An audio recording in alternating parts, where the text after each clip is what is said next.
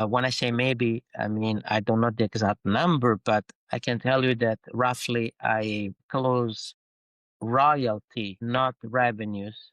I close royalties deals for maybe 500. But Okay. if tomorrow I start a project, I don't care what I did yesterday. Now, what's important is what I'm going to do tomorrow.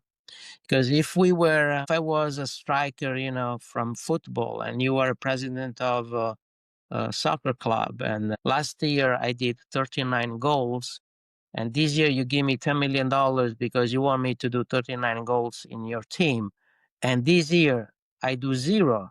You don't care that last year I did 39 goals. You care about this year that, I will do what you pay me Yep. for. And that's my approach every time I do a new project. I will never tell someone, "Oh, I'm fantastic." Last year I did something that was sold for $2 billion at Walmart. Okay, maybe it's a good argument, but in the end, if you give me $1 million today, or if you give me $10 million today, you want to make sure that those $10 million become $100 million.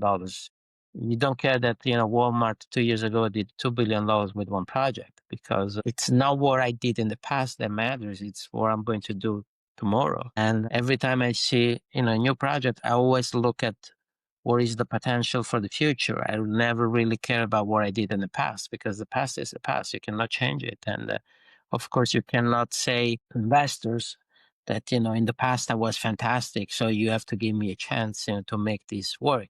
In my philosophy, in my opinion, it's very naive that people, want to know what you did 10 years ago to give you money to start a project. Because whatever happened 10 years ago, 5 years ago, 3 years ago, it's gone.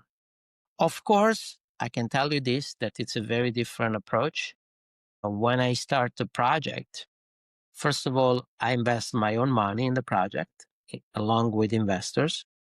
I don't take any salary for 2 years, because, of course, it's, when you raise money and you say, but I make 150,000 euros a year. The investor says, you don't need 150,000 euros a year. We're putting money, you have to put money.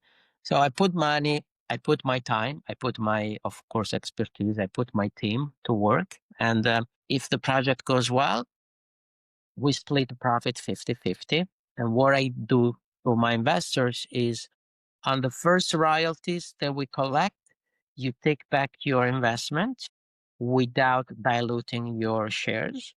And on any other dollar that, we collect, we do 50-50. So to me, it's, very open relationship, and I am all in. It's not like, oh, you put the money, I get the salary.